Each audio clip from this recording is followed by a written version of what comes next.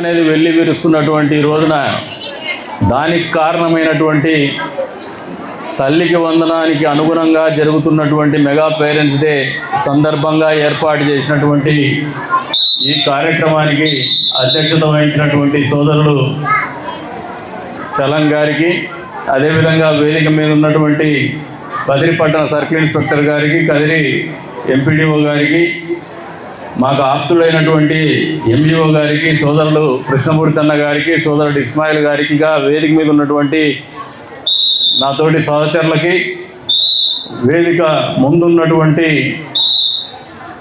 తల్లిదండ్రులకి, అధ్యాపకులకి, పాత్రికేయ మిత్రులకు అందరికి కూడా పేరు పేరున నమస్కారాలు, చిన్నారులకు అభినందనలు, శుభాభినందనలు. ఎట్ ద సేమ్ టైం తల్లిదండ్రులకు అందరికి కూడా శుభాకాంక్షలు, తల్లికి వందనము అందుకున్నటువంటి సందర్భంగా.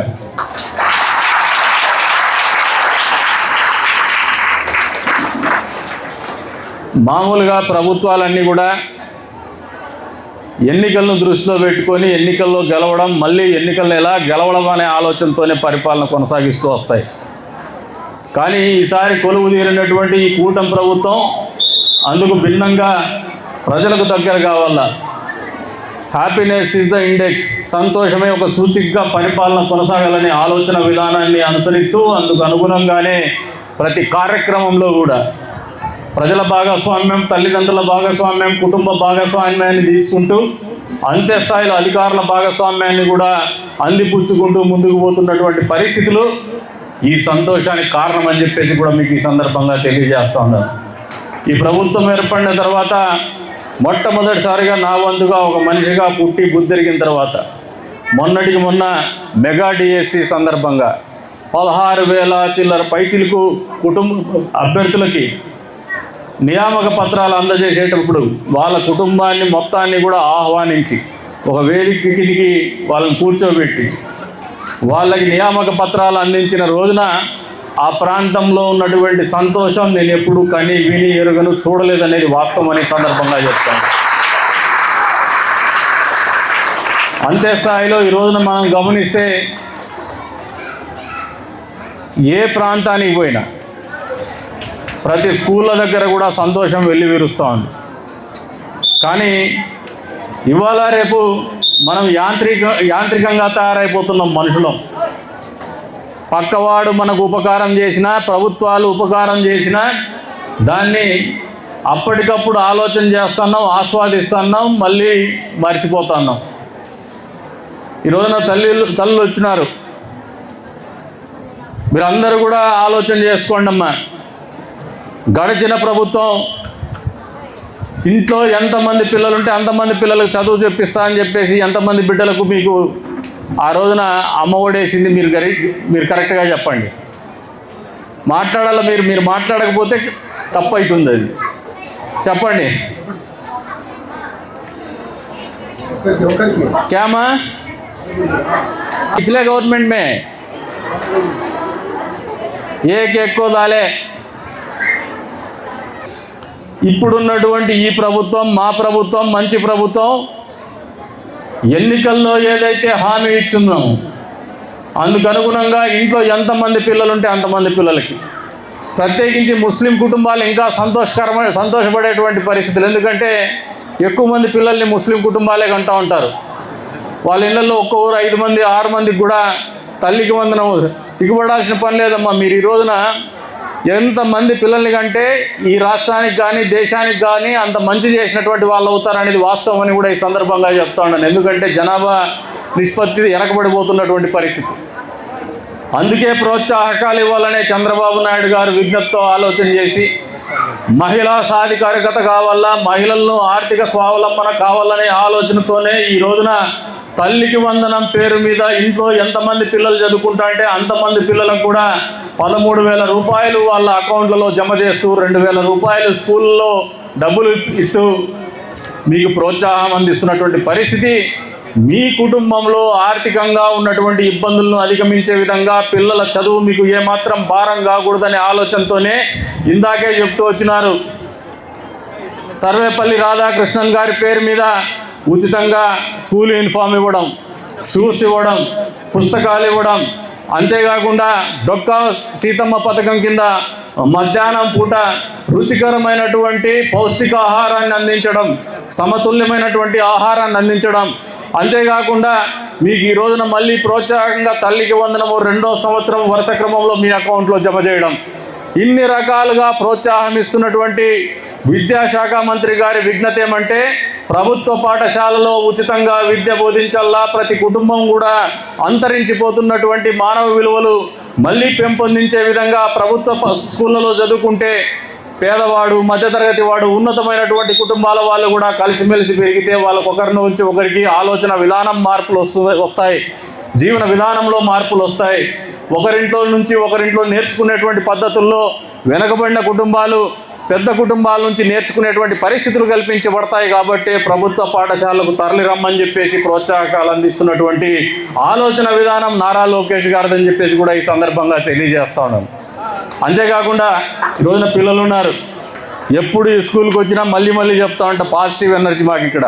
వాళ్ళ సంతోషం ఎప్పుడు కూడా, ఈరోజు తల్లికి వందనం మీ అమ్మగారి దగ్గర పాజిటివ్ ఎనర్జీ ఉందేమో కానీ మీ దగ్గర మాత్రం ఎప్పుడు వచ్చినా కూడా నవ్వు, కేరింతలు, ఆ సంతోషం, ఆ ఎనర్జీ మాకు కొత్త ఉత్సాహాన్ని ఇచ్చేటువంటి పరిస్థితి.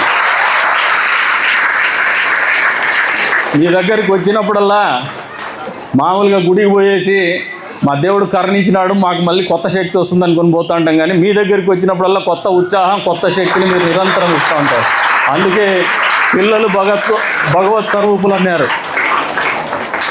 ఇంతే సంతోషం మీ జీవితాల్లో నిరంతరం ఉండల్లా, ఇంతే ఉత్సాహం, ఉరిమే ఉత్సాహం అనేది మీకు సొంతంగా ఉండల్లా. ఎందుకంటే మీ తల్లులు మామూలుగా మీ చదువు భారమైనప్పుడల్లా విసుక్కుంటుంటారు, క్యా పడితీకి క్యాకి చుక్కే పైసా ఖర్చా కరారాయని, క్యామా वो रहना नहीं, वो नहीं रहना बोल के गवर्नमेंट इतना सपोर्ट कर रहा है. वो प्यार मोहब्बत बरकरार रहना, बच्चों के वास्ते कभी भी आप लोगों का दिल बहलाते ही रहना. అందుకనే ఈ రోజున పిల్లలకు తల్లులకు ఉన్నటువంటి సంబంధాల్ని మరింత ఆరోగ్యకరంగా, ఆనందదాయకంగా ఉంచాలనే ఆలోచనతోనే ఈ తల్లికి వందనము మెగా పేరెంట్స్ డే సందర్భంగా తల్లుల్ని కూర్చోబెట్టి పిల్లలతో వాళ్ళకి పాదపూజ చేయించేటువంటి ఒక కార్యక్రమాన్ని కూడా రూపొందించి మీ ముందుకు తీసుకొచ్చినారు. గురువుల్ని సన్మానించేటువంటి కార్యక్రమాన్ని మీ ముందుకు తీసుకొచ్చినారు. ఇవన్నీ కూడా అంతరించిపోతున్నటువంటి మానవ సంబంధాలని మరింత పెంపొందించే విధంగా ఆరోగ్యకరంగా ఆలోచన చేసి, ఆరోగ్యకరంగా జీవించి, ఆరోగ్యకరంగా జీవన విధానాన్ని అనుసరించేటువంటి పరిస్థితుల్ని, ఆనందం జీవితంలో ఒక భాగంగా మనం బతికేటువంటి పరిస్థితుల్ని మనమే కల్పించుకునేటువంటి వాతావరణాన్ని కల్పిస్తున్నటువంటి ప్రభుత్వం ఇది. మంచి ప్రభుత్వం. వాస్తవమా కాదా? తల్లులు మీరే గట్టిగా చెప్పండి, చెప్పి కొట్టాలా, పిల్లలు కాదు. ఇంత మంచి చేస్తున్నా కూడా ప్రత్యేకించి తల్లులను కోరుతా ఉన్నా. మామూలుగా ఇవాళ రేపు ఏమైపోయిందంటే, ఇందాకే చెప్పిన ప్రభుత్వాలు ఎన్నికల్లో గెలిచేది ఎట్లా, మళ్ళీ ఎన్నికలను ఎదుర్కొనేది ఎట్లా, దాంట్లో మళ్ళీ గెలిచేది ఎట్లా అనే ఆలోచన నుంచి బయటకు వచ్చింది. మీరు కూడా, ప్రజలు కూడా మంచి చేసి మంచి ఆలోచన చేసేటువంటి ప్రభుత్వానికి, మంచి చేసి మంచి ఆలోచనతో ప్రభుత్వాన్ని పరిపాలించాలా, నడిపించాలనే ఆలోచన ఉన్నటువంటి నాయకులైనటువంటి చంద్రబాబు నాయుడు గారు కావచ్చు, పవన్ కళ్యాణ్ గారు కావచ్చు, నారా లోకేష్ గారు కావచ్చు, కేంద్రంలో ఉన్నటువంటి మోడీ గారు కావచ్చు, వారి ఆలోచన విధానాన్ని, ఈ ప్రాంతం కానీ, ఈ రాష్ట్రం కానీ, ఈ దేశం గురించి కానీ, వారికి ఉన్నటువంటి స్వచ్ఛమైనటువంటి ఆలోచన విధానాన్ని కానీ మీరందరూ సహృదయంతో అర్థం చేసుకోగలిగితే, ఏదైతే మామూలుగా అన్నదాత సుఖీభవ అని చెప్పేసి మన రైతుల అకౌంట్లో డబ్బులు వేసినారు, మొన్న పిల్లలకి యూనిఫామ్ ఇచ్చినారు స్కూల్స్ ఓపెన్ కాగానే, మళ్ళీ పిల్లలకి రెండోసారి కూడా ఇచ్చేటువంటి కార్యక్రమం చేస్తారు తొందరలోనే. అది కాకుండా మొన్న హాస్టల్లో చూస్తున్నాను, సోషల్ వెల్ఫేర్ హాస్టల్లో బెడ్షీట్ ఇచ్చినారు, స్వెటర్స్ ఇచ్చున్నారు, నైట్ సూట్ ఇచ్చున్నారు. గతంలో ఎప్పుడు కూడా ఏ ప్రభుత్వం కూడా ఇంత పెద్ద ఎత్తున పిల్లల గురించి ఆలోచన చేయలే. మీ ఇంట్లో తల్లిదండ్రులు ఏ రకంగా ఆలోచన చేస్తారో అంతకంటే ఇంకా ముందు చూపుతో ఆలోచన చేస్తున్నటువంటి ప్రభుత్వం ఇది. ప్రజల్ని కన్నబిడ్డల్లాగా పరిపాలించాలనే ఆలోచనతో ఉన్నటువంటి మంచి ప్రభుత్వం ఇది. ఈ ప్రభుత్వం యొక్క సత్సంకల్పాన్ని, సదుద్దేశాన్ని మీరు అర్థం చేసుకోమని చెప్పేసి కూడా కోరుతా ఉన్నాను. అంతేకాకుండా మామూలుగా డబ్బులు పడిపోతే पैसे आया, अच्छा पैसा आया, क्या कि एक बोलेंगे बोल के 4 दिन हंगामा कर देते, बाद में भूल जाते, फिर नया पैसा पड़े नहीं बोल के 6 महीने के अंदर गालियाँ देना चालू कर देते. ऐसा करना भी नहीं. మీరందరూ కూడా మనసులో మంచి ఆలోచన చేసుకోండి. ఒక బిడ్డను చదివించాలంటే ఎంత కష్టమో ఒక్కసారి ఆలోచన చేసుకోండి. ఒక బిడ్డ కోసం 13,000 ఒక ప్రభుత్వం కేటాయిస్తుంది, యూనిఫామ్ కింద మళ్ళీ డబ్బులు కేటాయిస్తుంది, మధ్యాహ్న భోజనానికి డబ్బులు కేటాయిస్తుంది. ఒక్కొక్క బిడ్డ మీద దాదాపు ₹1,00,000 సంవత్సరానికి ఖర్చు పెడుతోందంటే తల్లిదండ్రుల కంటే ఎక్కువగా ఈ ప్రభుత్వం కానీ మన నాయకులు కానీ ఆలోచన చేస్తున్నారనే ఒక ఆలోచనని మీరు విస్మరించద్దని చెప్పేసి తల్లుల్ని ప్రత్యేకంగా కోరుతా ఉన్నాను. మామూలుగా మరుపు అనేది మనిషికి భగవంతుడు ఇచ్చిన వరం. మనం ఆప్తులు ఎవరైనా చనిపోతేనో ఇబ్బంది పడితేనో 2 రోజులు బాధపడతాం, మర్చిపోతాం, లేకపోతే మనం పిచ్చోళ్ళు అవుతాం. అంతే స్థాయిలో మనకేదన్నా చెడు జరిగినా 2 రోజులకు మర్చిపోతాం. కానీ అదే వరాన్ని ఇంకొంచెం వరంగా ఆలోచన చేయండి. మనకు జరిగే మంచిని మర్చిపోవద్దండి, చిరకాలం గుర్తుపెట్టుకోండి, కృతజ్ఞులుగా ఉండండి. మంచి చేసే వారిని, మంచి చేసే ప్రభుత్వాల్ని, మంచి చేసే పక్క ఇంటి మనిషిని కూడా గౌరవించడం, గుర్తించడం, వాళ్ళని కలిసిమెలిసి వాళ్ళతో ఉండడము, వాళ్ళు 10 కాలాల పాటు సంతోషంగా ఉండల్లా. ఏదైనా వాళ్ళు ప్రభుత్వాలైతే ఆ ప్రభుత్వాలు చిరకాలం అధికారంలో ఉండల్లా, తద్వారా ఈ ప్రజానీకానికి మంచి చేయాలనే ఒక ఆలోచనతోనే మీరందరూ కూడా ఈ కార్యక్రమాన్ని స్వీకరించమని చెప్పేసి కూడా కోరుతా ఉన్నాను. ప్రత్యేకించి పిల్లలు. మామూలుగా గత ప్రభుత్వంలో మామయ్య అనేవాడు. ఆ మామయ్య కంసుడు మామయ్య, ఈ మామయ్య ముద్దుల మామయ్య. కాబట్టి మీరు ముద్దుల మామయ్య కావాలనుకోండి, కంసుడు మామయ్య రావాలని అనుకోవద్దండి. మీ అమ్మగారు కానీ మీ నాయనగారు కానీ ఏమైనా మర్చిపోయినా మీరు ఒకసారి గిచ్చి మరీ చెప్పండి, కంసుడు మా ముద్దు, ముద్దుల మామయ్య ముద్దు అని. అర్థమైందమ్మా? అర్థమైంటే గట్టిగా చప్పట్లు కొట్టండి.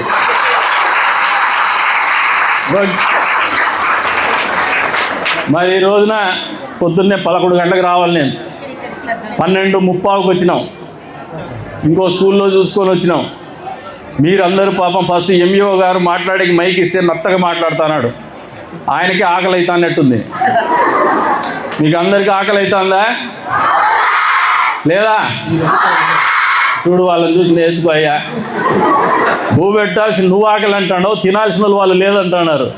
అది స్పిరిట్. మరి మెత్తగా మాట్లాడుతుంది. మీరందరూ కూడా టైం అయింది, వాళ్ళకు టైం అయింది, వీళ్ళకు టైం అయింది, అక్కడ కూర్చున్న వాళ్ళకు టైం అయింది, భోజనం టైము, నమాజ్ టైం కూడా అయిపోయినట్టుంది. తిట్టుకుంటూ ఉంటారు. సమయాభావానికి క్షమార్హుండని చెప్పేసి కోరుకుంటూ మరొక్కసారి ఈ రోజున తల్లికి వందనము కార్యక్రమం సందర్భంగా డబ్బులు తీసుకున్నటువంటి ప్రతి కుటుంబానికి కూడా ఈ రాష్ట్ర ప్రభుత్వం తరపున నియోజకవర్గ ఎమ్మెల్యేగా మీకు అందరికీ కూడా అభినందనలు, శుభాభినందనలు, శుభాకాంక్షలు తెలుపుతా ఉన్నాను. ఏదైతే సంతోషం నిన్నటి రోజు నుంచి మీ అకౌంట్లో డబ్బులు పడిన క్షణం నుంచి చూసుకొని మురిసిపోయినటువంటి సంతోషం నిరంతరం మీ సొంతం కావాలా, మీ బిడ్డలకు సొంతం కావాలా, మీ కుటుంబాలకు సొంతం కావాలా. తద్వారా ఈ రాష్ట్రంలో ప్రతి కుటుంబం కూడా ఆరోగ్యంగా సంతోషంగా బతకాలనే ఈ ప్రభుత్వం యొక్క ఆలోచనకు అనుగుణంగా ఆ భగవంతుడి దయ కూడా, కృప కూడా మీ అందరి వెంట ఉండాలని చెప్పేసి కూడా కోరుకుంటూ మరొక్కసారి మీ అందరికి కూడా అభినందనలు, శుభాభినందనలు తెలుపుకుంటూ సెలవు తీసుకుంటున్నాను. జై హింద్.